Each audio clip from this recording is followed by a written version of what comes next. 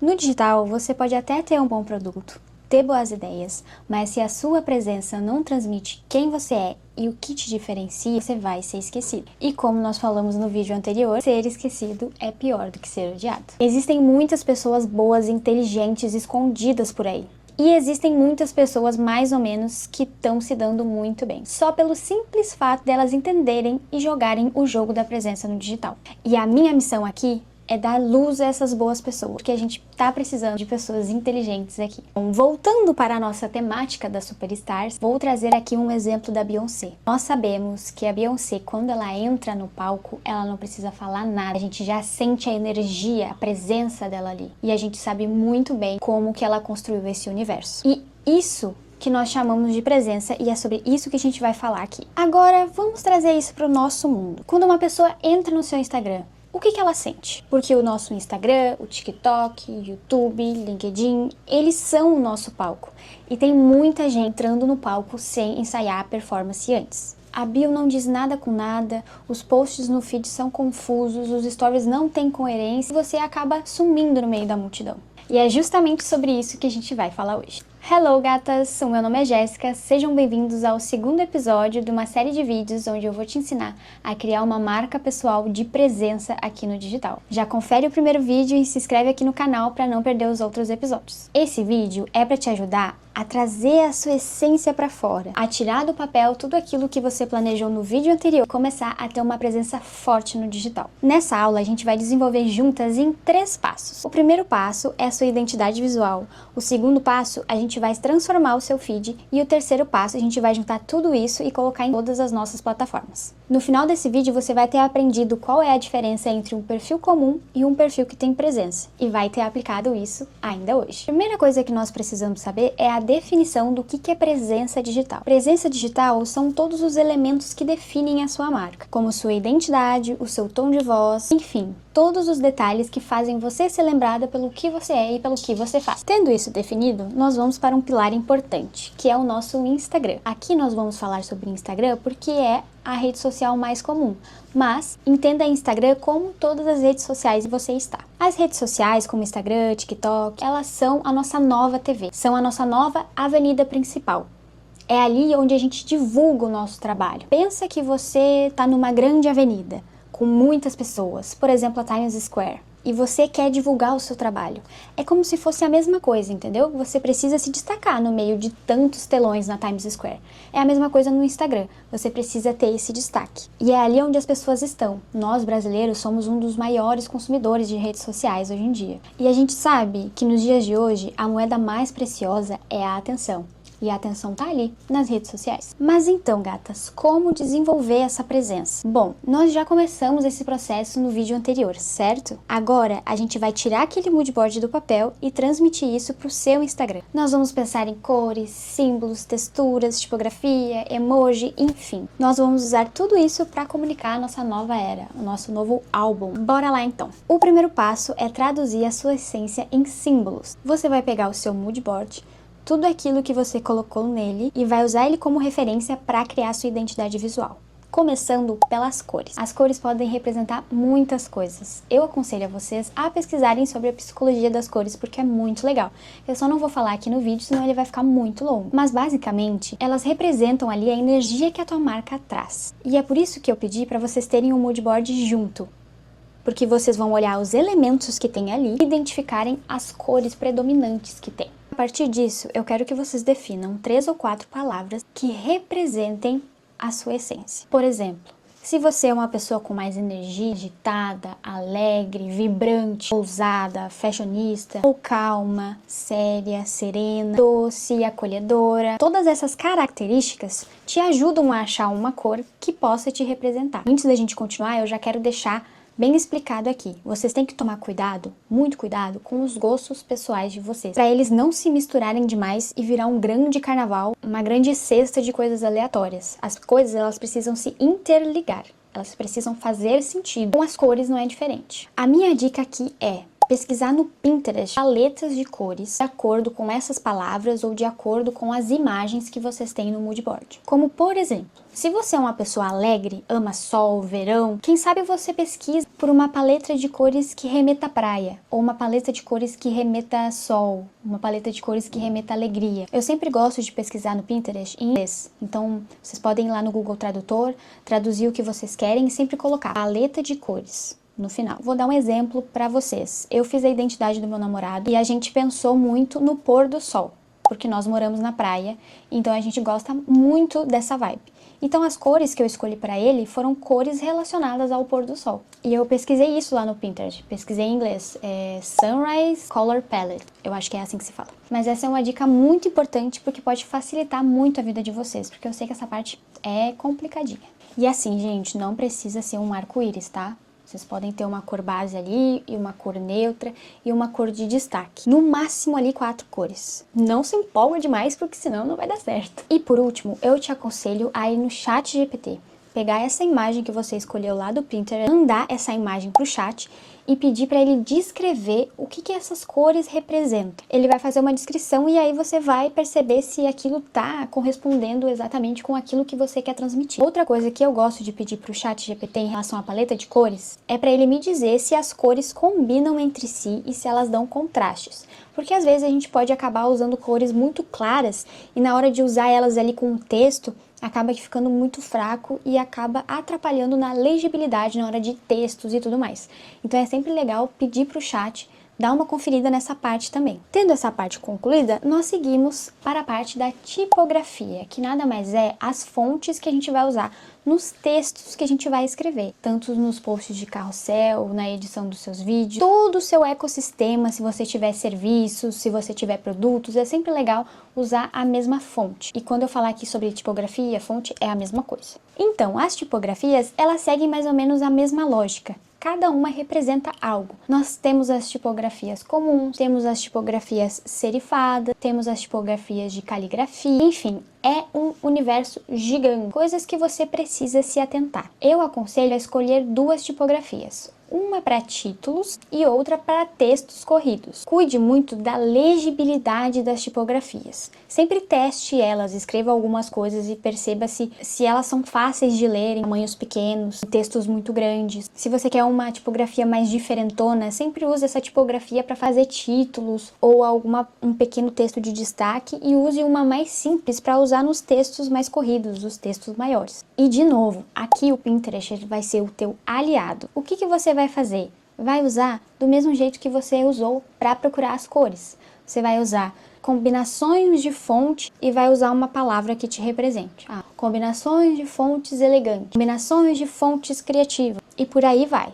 E lembre-se de sempre fazer uma pastinha no Pinterest, assim como você fez da outra vez. Agora, se você também usa o Canva para fazer ali as suas artes, você também pode pesquisar no próprio Pinterest sobre combinações de fonte no Canva. Se você tem o Canva Free, sempre coloque lá, combinações de fontes Canva Free, que o Pinterest ele vai trazer várias opções para você. Agora, outro lugar que você pode procurar fontes que é de graça é o Google Fonts. Ali também tem uma infinidade de fontes, que você realmente vai ter que separar um tempinho para fazer essa pesquisa e para organizar tudo isso, porque querendo ou não, a gente está falando de uma parte muito importante do seu negócio, que é a sua comunicação, como você se apresenta para o mundo, como você se apresenta para os seus clientes. E agora, para incrementar mais o seu universo, você pode pensar em símbolos, você pode pensar em texturas, emojis, tudo isso vai te ajudar a transmitir a sua essência no digital. Agora, quando eu falo de texturas, eu tô falando, por exemplo, de um elemento a mais que você pode usar nos seus posts, que você pode usar nos seus produtos, nos seus serviços. Por exemplo, se você é uma pessoa mais fashionista, uma pessoa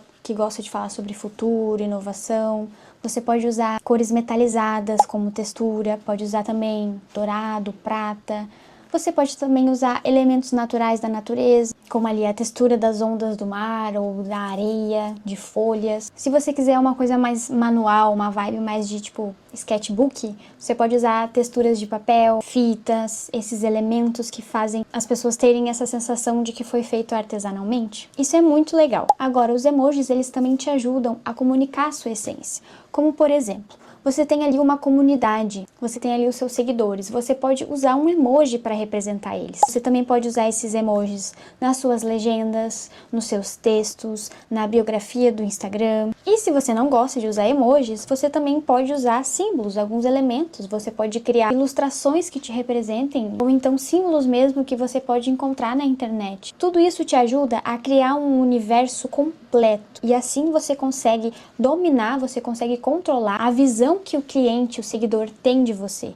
E isso facilita essa repetição de usos dos mesmos símbolos, ajuda a fixar na memória da pessoa você. Então, eu não quero que você veja isso como uma coisa boba, e sim como um detalhe muito importante que pode ajudar você na comunicação da sua marca. Separe um tempo para fazer todo esse processo. E se você tem muita dificuldade, não tem tempo de fazer isso, é só me mandar uma DM no Instagram. Eu tenho uma consultoria onde eu faço tudo isso para você e a gente pode trabalhar juntas. Agora, passando para o passo 2, é aqui onde a gente vai entrar no nosso palco, onde a gente vai começar a nossa performance. Então, para isso, a gente precisa arrumar o nosso palco. A gente precisa arrumar o nosso backstage, que tudo esteja organizado, para quando o nosso público chegar, ele fique muito feliz. E a gente precisa dar orgulho para nossa rainha Beyoncé, porque para mim ela é o meu maior exemplo de organização e de maestria, porque tudo que ela faz é impecável. Então, a gente vai começar aqui pelo óbvio, porque o óbvio precisa ser dito, que é o nosso username, é o nosso arroba do Instagram. Eu aconselho aqui a você ter o mesmo username, o mesmo arroba em todas as redes sociais que você tiver. Mas se for muito difícil, se você não conseguir, procure trazer nomes parecidos. Aqui a nossa maior regra vai ser tudo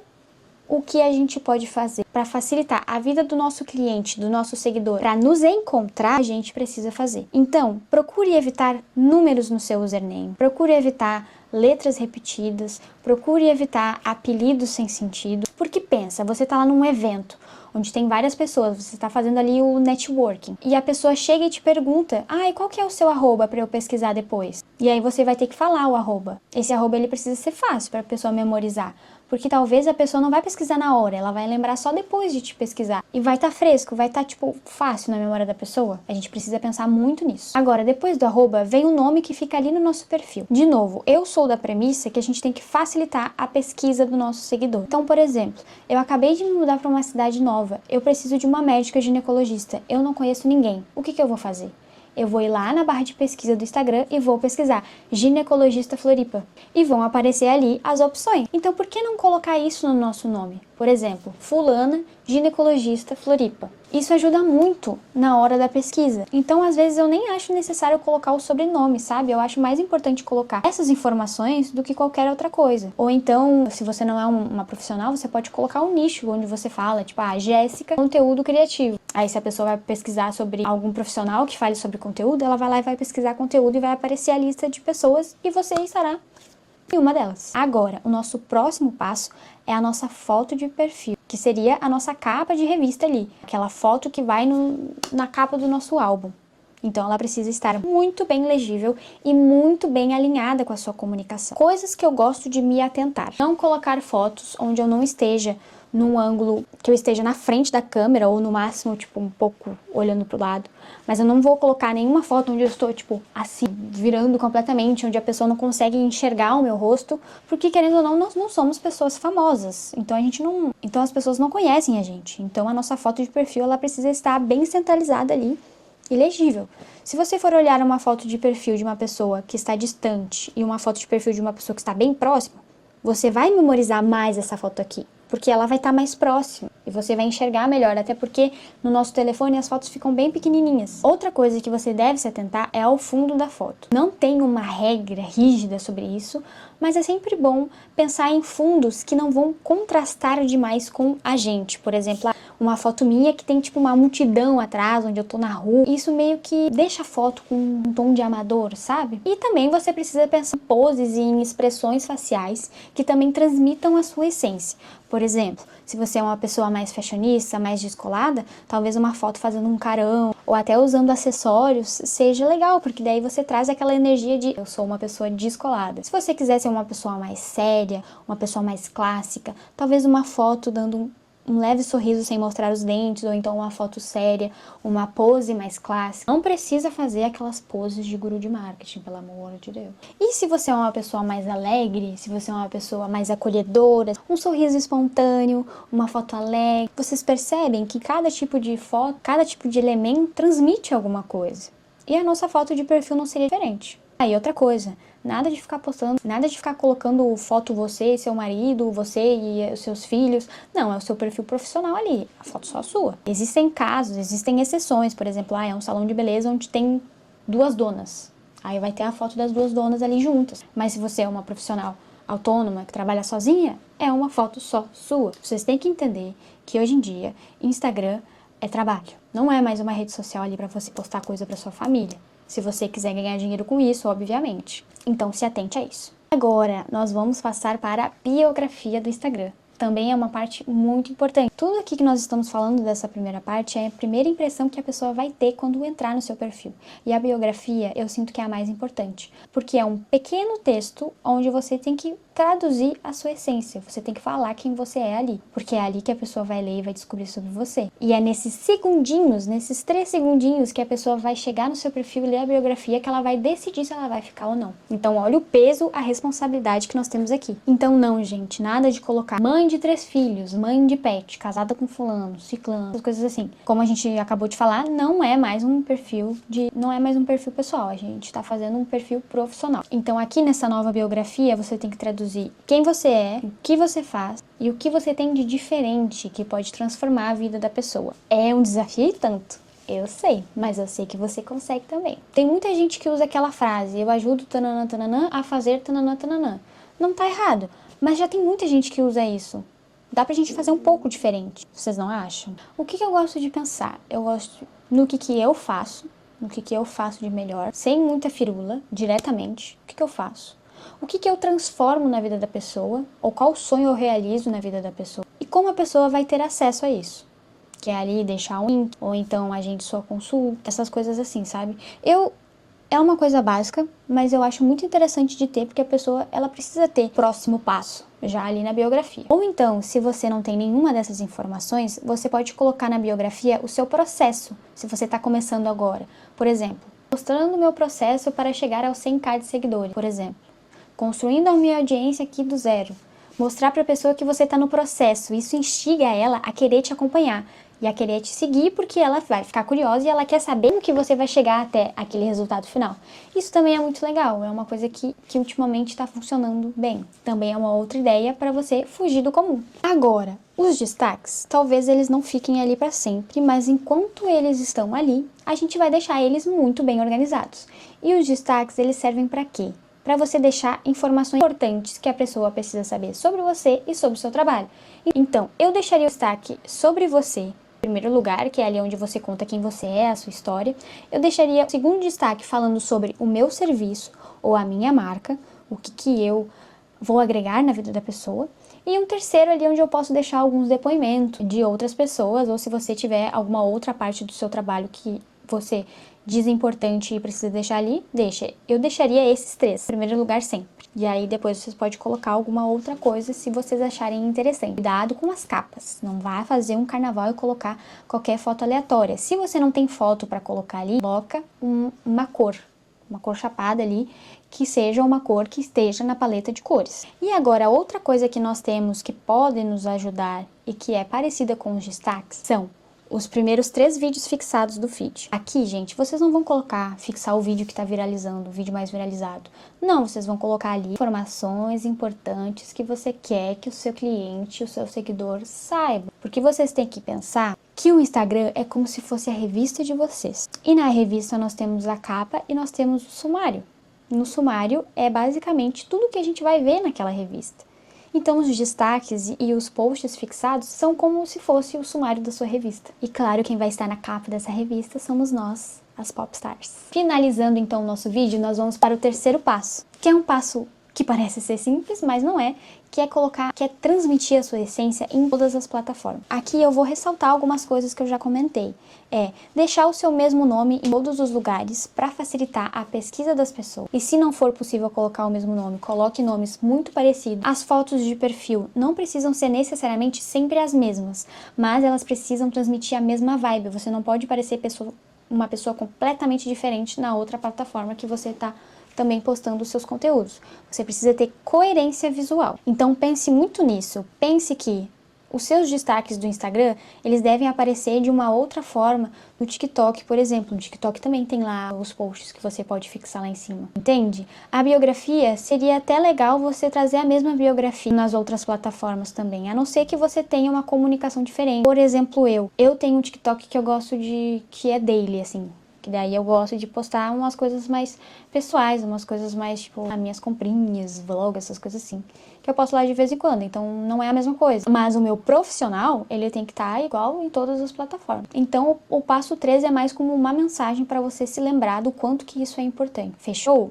Você tem muito trabalho para fazer nesse vídeo, e eu quero ver vocês aplicando tudo. E sim, eu quero muito receber os comentários de vocês, sobre o que vocês estão achando dessa série de vídeos, se tá ajudando vocês, se vocês estão fazendo aqui junto comigo. Eu gostaria muito de saber. Então deixa aqui nos comentários uma mensagem pra mim, que eu vou ler com muito amor e muito carinho.